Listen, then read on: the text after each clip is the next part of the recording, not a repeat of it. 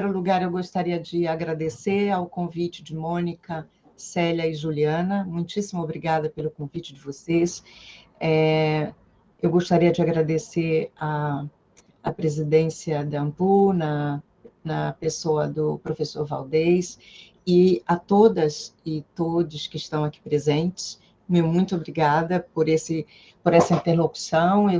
Só o fato de vocês demandarem esse tipo de ação com uma secretaria específica dentro da associação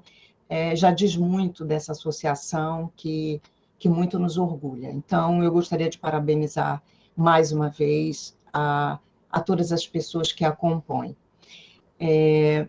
Pensar em ações afirmativas no Brasil hoje significa nós dimensionarmos um pouco de onde que essas ações, de certo modo, elas têm sido encaminhadas ou foram historicamente encaminhadas e a quem nós devemos nos ancorar, em primeiro lugar, antes de falarmos de ações práticas e desenvolvimento nesse presente momento em que nós nos encontramos, nesse contexto político especialmente. Eu pensei aqui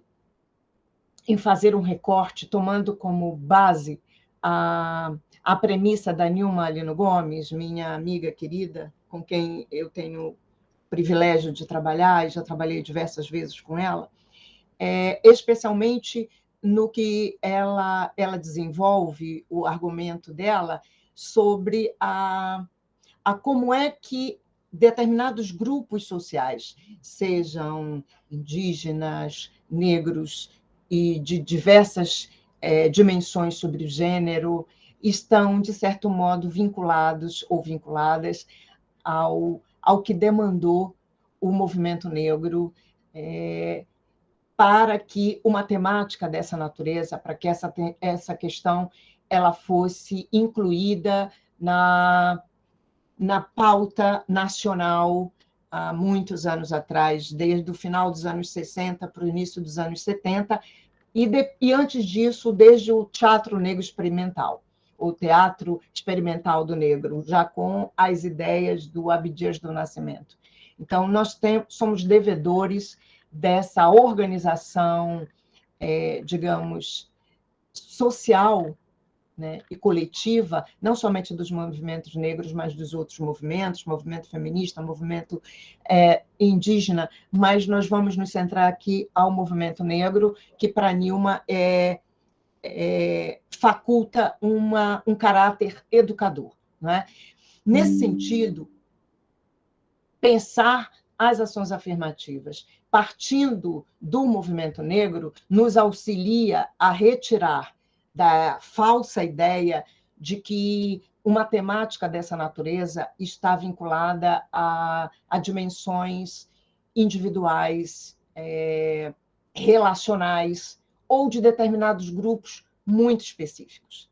Essa falsa ideia que, de certo modo, se difunde e ela se transforma em quase verdade quando estabelecida, dependendo do lugar e da perspectiva em que ela é conformada, ela ganha outras dimensões. Então, pensar por meio do movimento negro nos ajuda, portanto, a refutar essa ideia, a refutar a ideia de uma discussão particularizada ou de que isso está restrito a um determinado grupo ou uma determinada pessoa ou uma determinada associação, no caso, como a Associação de Pesquisadores Negros e Negras, por exemplo. E pensando nisso, nós nos relacionamos à ideia, posteriormente a essa, de que uma discussão como essa ela está relacionada às estruturas sociais. E essas estruturas sociais elas estão ancoradas, ainda século XXI, a partir de um racismo que é estrutural e sistêmico. Esse racismo estrutural, ele tem sido estudado não só numa realidade estadunidense desde os anos 50, especificamente, James Jones, e depois traduzido para o Brasil, e vários outros autores discutiram essa ideia do racismo estrutural, e recentemente, em 2018 para cá, o Silvio Almeida retorna a essa dimensão sobre uma perspectiva muito particular que tem a ver com as instituições. E é sobre essa particularidade, principalmente, que eu penso que nós devemos nos apoiar para pensar em caminhamentos específicos para o enfrentamento de uma temática dessa natureza. Então, as instituições, dentre as quais as universidades, e não só as universidades federais, mas as universidades como um todo, especialmente as estaduais, porque as estaduais, de certo modo, estiveram na dianteira de realizar ações que hoje consideramos ações afirmativas muito antes do advento da 10.639, da 11.645, da 12.711, da sua atualização em 2016. Desde 2012 e a sua atualização em 2016. Muitas dessas universidades foram pioneiras em trabalhar ações em determinados setores muito específicos nas suas instâncias que propuseram ações no que consideramos hoje ações afirmativas. O que eu relaciono nesse momento estrutural, desse início, é de que nós podemos falar, primeiro, desses avanços. Nós avançamos extraordinariamente falando, de onde nós saímos e de onde nós estamos. Eu não sei se vocês estão lembrados e lembradas de uma entrevista que o então ministro da Educação, que era o Cristóvão, ele disse que tinha ido numa universidade estadunidense, ele tinha recentemente, naquela altura, há 22 anos atrás, visitado as universidades estadunidenses, e ele viu naquelas universidades estadunidenses muito mais negros do que ele via nas universidades brasileiras, quando naquela altura ele ainda estava vinculado à UNB. Isso há mais de 20 anos, há quase 23 anos atrás, foi concedida essa entrevista. De lá para cá, nós avançamos extraordinariamente, não somente por conta de todas as políticas advindas de governos entre 2002 até 2016, e dentro desse período nós tivemos ali um espectro relacionado a um espectro de ação, de enfrentamento a essa temática no interior do Ministério da Educação, àquela altura, desde a CEPIR, a CECADI, e a própria e as próprias ações que dessas instâncias advieram para o enfrentamento circunstancial da temática. Então, nós tivemos digamos, um volume de ações que não só dimensionaram toda o mapeamento das comunidades quilombolas, por exemplo, como é que aquelas comunidades quilombolas e escolas quilombolas se viam e o que produziam no seu interior. Houve um relatório do INEP àquela altura, por conta da própria comissão em que nós estávamos no Ministério da Educação naquela época. Eu fiquei naquela comissão mais ou menos uns 4 anos, aquela comissão no interior do Ministério da Educação, que tinha por objetivo fazer esse mapeamento, uma espécie de monitoramento sobre as ações que aconteciam naquela altura. Então, nós tivemos avanços extraordinários em questões muito importantes e algumas delas pontuais. O próprio Reúne, com os seus mais de 100 cursos desenvolvidos num volume enorme de universidades brasileiras e oportunizando a oferta de cursos para um grupo de pessoas que não poderia chegar até as universidades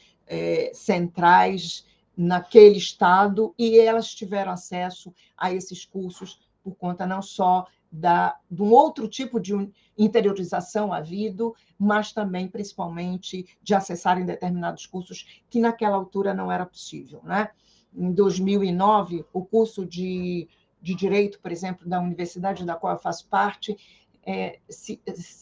existiam 2 estudantes negros naquele curso, por exemplo, e um desses estudantes negros era o nosso filho Breno. Hoje, ele, como professor do Instituto de Ciências Jurídicas, se olha para o contexto daquelas turmas de direito hoje e você percebe que há uma configuração que tem a ver exatamente, ou não exatamente, mas pelo menos representa uma parte da sociedade brasileira. E outro tipo de avanço em relação ao concurso Negro Educação, financiado pela Fundação Ford, e que, de certo modo, contribuiu para a formação continuada de mestres e doutores e de professores da educação básica por meio de mestrados e doutorados e bolsas que consubstanciaram essas pessoas para que elas concluíssem os cursos, e hoje essas pessoas existem no campo dessa temática e estão nas universidades formando outras pessoas, nos cursos de pós-graduação e etc. A própria produção do conhecimento que nós tínhamos àquela altura, a Cláudia Miranda elaborou um livro sobre a bibliografia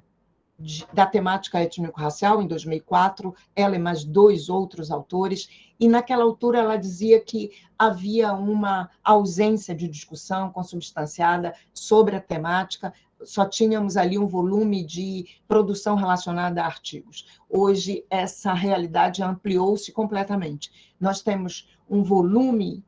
a produção aumentou extraordinariamente, não somente por conta do aumento de linhas de pesquisa que dão conta de enfrentar essa temática, como também de professores e professoras que adentraram as universidades e, de certo modo, enfrentaram a temática do racismo a partir dos seus próprios objetos de pesquisa e desenvolveram as suas pesquisas nesse mesmo âmbito e formaram pessoas desde a iniciação científica, mestrado e doutorado. Pesquisas nacionais apoiadas pelo Ministério da Educação, pela Unesco, a pesquisa coordenada pela Nilma em 2012, da qual fiz parte, coordenando a região norte do país, pesquisa de 2018, coordenada pelo Paulo Vinícius, pela Shirley Miranda e pela Kátia Regis, da UFMA. Todas essas pesquisas mostram um pouco desse volume, desse acréscimo de produção circunstanciada sobre aquela ausência da qual Cláudia Miranda falava em 2004. Então, nós temos disciplinas em vários cursos do país, não é? Em vários programas, mas principalmente em cursos de graduação, disciplinas obrigatórias em relação étnico-racial, disciplinas obrigatórias das licenciaturas e com as licenciaturas, hoje são desenvolvidas em diversas universidades brasileiras, como, por exemplo, da Universidade Federal de Pernambuco, que tem, a Juliana sabe bem desse concurso, do qual fiz parte em 2013, então eram 60 candidatos que realizaram esse concurso. Então, nós temos um volume enorme de ações e ações exitosas, porque toda literatura especializada ela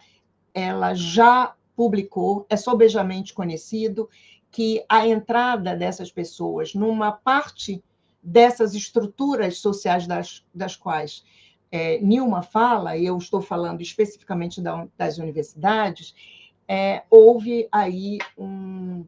volume expressivo e um resultado que é absolutamente promissor. Contudo, a despeito de todo esse volume e de todo esse avanço, nós ainda temos muito a percorrer, né? E pensando nessas ações afirmativas no campo da universidade, é uma questão importante que me ajuda a pensar nesse momento, que são dois aspectos de um antigo problema. O primeiro é o primeiro desses problemas, a primeira dimensão desse problema antigo é o tempo, e a segunda dimensão desse problema é a praxis. Então, sobre essas duas dimensões, me parece que são as ações sobre as quais nós precisamos, nós, que eu digo, pessoas da sociedade civil, pessoas que estão ligadas às associações científicas, que nós precisamos nos debruçar para darmos um passo adiante naquilo que se convencionou dizer que era importante falar sobre ações afirmativas, que era ingresso, permanência. O nosso entendimento hoje é de que há um terceiro elemento em relação à praxis que precisa ser pensado, que é exatamente o fortalecimento e o aprimoramento dessas ações no âmbito das instituições, que são justamente as instituições de educação superior, para onde vão mais de 70% dos estudantes de história, no caso aqui, de mestrado e doutorado, ao concluírem os seus cursos, retornam para a escola básica. Então, entendendo a universidade como este lugar importante, é pensar nesse aprimoramento dessas políticas de ação afirmativa, né? Então, nesse sentido, ainda que elas tenham se transformado em política de Estado por meio dos próprios órgãos jurídicos desse país, nós temos aí a concreta ideia de que elas tiveram origem na sociedade civil organizada, como eu falei anteriormente. Então, refletir sobre isso de modo contínuo em relação às universidades e sobre essas demandas que a sociedade civil necessita e requer, me parece que são importantes, principalmente porque, pensando no tempo, ele merece uma reflexão à parte, né? A despeito de todo esse compromisso que as universidades elas têm desenvolvido no corpo social e ao seu redor, me parece que é importante ainda que esse diálogo ele seja um pouco mais aprofundado, não é? Então, é importante pensar que esse corpo social que a mantém, ou que as mantém, no caso das universidades, que as mantém, e para o qual elas se destinam, a universidade, de certo modo, ainda que tenha trazido no bojo das suas instâncias uma parte dessas ações afirmativas, dessas políticas, ela ainda, ou elas, as universidades, ainda demandam ações mais concretas, né? Então, aí é evidente esse descompasso entre o que a universidade produz e afirma, sobre o saber que elabora e sobre os seus propósitos, e a partir das demandas que efetivamente ela faz e ela pratica. Então, esse descompasso nós precisamos, enquanto associação, enquanto cidadãos e enquanto cidadãs, precisamos, de certo modo, tensionar para que isso se aproxime de fato. Não é? Então, as ações afirmativas no âmbito do ensino superior, elas só foram efetivamente, só serão, melhor dizendo, só serão efetivamente atendidas no nível que a sociedade civil demanda e requer, quando todas as associações científicas, no meu entender, pensarem em ações coletivas, mas visando principalmente um lugar comum, que é essa aproximação sobre esse discurso do que ela tem dito de uma universidade inclusiva, diversa, e as suas ações cotidianas, ordinárias, não é? Em relação a todas as ações em que ela demanda cotidianamente nos seus espaços profissionais. Então, a despeito de esses estatutos, de muitas dessas universidades dizerem das implantações das políticas de ação afirmativa, e o desconhecimento, no meu entendimento, o desconhecimento e a desatenção de parte da comunidade acadêmica, especialmente de alguns professores, acerca do sentido, do significado dessas políticas, me parece que ainda são objeto, ainda devem ser objeto, de preocupação e de debate. Né? Porque significar, ou melhor, o que significa e o que significou o acesso a essas políticas nas universidades requer uma discussão em todos os âmbitos das instituições e de todas as associações científicas, porque não basta distribuir bolsa. A distribuição de bolsas não dá conta. Eu estive à frente da Pró-Reitoria de Graduação da Unilab e nós fazemos esse trabalho, eram quase 1 milhão de bolsas ao final do ano, a cada ano. Então, e nós observávamos, analisando todas as esferas dos resultados, e nós observávamos o quão nós precisávamos trabalhar entre a permanência e o acompanhamento didático-pedagógico, e agora, precisamente, a continuidade e o aprimoramento dessas ações afirmativas.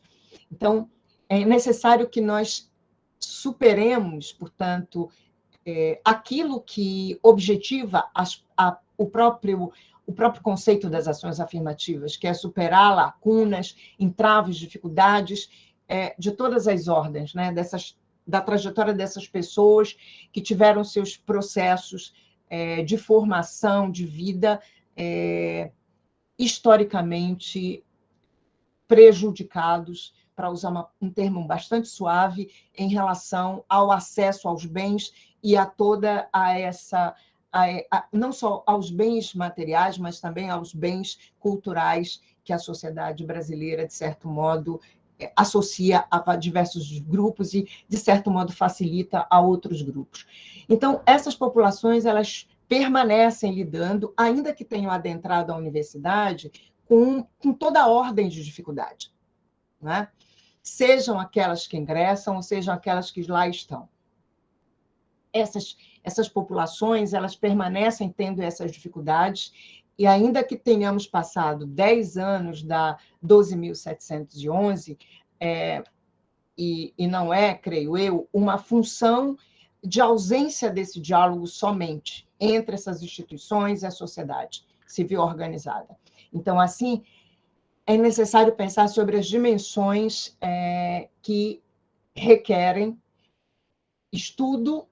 enfrentamento e demanda, não somente para a permanência, mas também para o aperfeiçoamento dessas políticas, especialmente no momento em que a 12.711 passa por uma série de discussões no Senado e em vários grupos sociais. A Associação Brasileira de Pesquisadores Negros tem acompanhado de maneira bastante próxima todo esse processo. A ANPED também tem acompanhado. Então, para além desse acompanhamento, é necessário que nós olhemos para o interior das universidades, porque não basta olhar para fora. Na hora em que as universidades não cumprem minimamente aquilo que deveria sê-lo, nós não temos como... Isso fragiliza nosso argumento. Eu estava numa comissão do CNPq, na qual nós analisávamos os programas de pós-graduação do Brasil, para entendermos como as ações, as políticas de ação afirmativa aconteciam naqueles programas, para que nós pudéssemos fazer a distribuição daquelas bolsas para mestrado e doutorado, tendo como horizonte aquelas políticas naqueles programas de pós-graduação no Brasil. Gente, muito... não é o momento aqui, eu já ultrapassei 4 minutos, então não é pequeno o volume de universidades que apresentam no documento toda a legislação, esse corpo legislativo, jurídico, nos seus documentos. No entanto, na prática, essas ações elas não se realizam, e ainda bem que determinadas instâncias têm, de certo modo, modulado as suas ações a partir de ações concretas como essas que eu estou falando, mas existem milhares de outras. Então, esse momento, a oportunidade dessas políticas diante do cenário que nós temos hoje, essas são políticas que, elas, de certo modo, elas estão sob ameaça, em função do desmantelamento do Ministério da Educação, dos ataques à democracia, a ausência de investimento em ações de políticas de ações afirmativas e ações reparadoras, porque isso também, no âmbito dessa política, no meu entendimento, vai ao encontro da necessidade daquilo que hoje, agora, vocês estão pensando e têm dimensionado, que é, fundamentalmente, o lugar das associações científicas. Não é? Esse lugar das associações científicas ele é extremamente estratégico, porque, ao se mobilizarem politicamente, no sentido de atuar junto à sociedade civil, mas não só, mas também junto a colegiados de cursos, para que esses colegiados de curso se situem para além dos discursos, mas em práticas, reservando vagas, incentivando os programas, promovendo a inclusão de professores negros, negras, indígenas, professoras e professores trans, incorporando essa discussão sobre o debate de enfrentamento ao racismo no campo disciplinar, com disciplinas voltadas para a cultura afro-brasileira, mas disciplinas que, de fato, enfrentem a temática. Não basta colocar uma bibliografia que discute a África, a história da África, 1, 2, e quando se vai analisar, a própria bibliografia daquelas disciplinas falam a partir de uma perspectiva da Europa. O epicentro de discussão é a Europa. Nesse sentido, é necessário estar bastante atento e estar atenta e atento, porque não basta dizer, não basta mencionar, é necessário mostrar como é que esse enfrentamento, do ponto de vista pedagógico, ele vai ser enfrentado nos processos formativos, porque, afinal de contas, aqueles professores que são formados, eles estarão na escola básica e eles terão de ter repertório pedagógico para enfrentar essa temática e não somente isso, mas um repertório para que possam fomentar a ação de crianças e adolescentes nas relações sociais em que elas estão, né? São jovens negros e negras sendo assassinados quase que diariamente, e a mobilidade social e as suas relações sobre a conjugação jurídica que podem ser acionadas, essas conjugações elas são, de certo modo, subdimensionadas nos processos de formação dessas crianças e adolescentes e, por conseguinte, anteriormente, dos próprios professores que as formaram. Então, pensar, dando destaque para a educação, não somente para o saber historiográfico, não dizendo da sua importância em absoluto, mas é necessário dizer, centrar na educação para que nós possamos vencer esse racismo estrutural, sobre o qual Silvio Almeida já falou em 2018, 2019, nos livros que foram ditos. E, então, não há democracia se nós vivemos numa sociedade racista. Ele já disse isso, a literatura especializada sobejamente já disse isso, nós temos dito isso, e, inclusive, as escolas de samba do Rio de Janeiro disseram isso agora no mês de abril, todos nós vimos e adoramos como o preto estava na avenida e, fundamentalmente, o slogan da Beija-Flor, né? Para que nós tenhamos democracia efetiva, nós precisamos enfrentar o racismo. Então, nesse sentido, as políticas de ação afirmativa podem se constituir em oportunidades produtivas para que a universidade efetivamente dialogue com a sociedade que a mantém e em cuja intenção existe e se destina. Sobre isso, eu não vejo outra alternativa.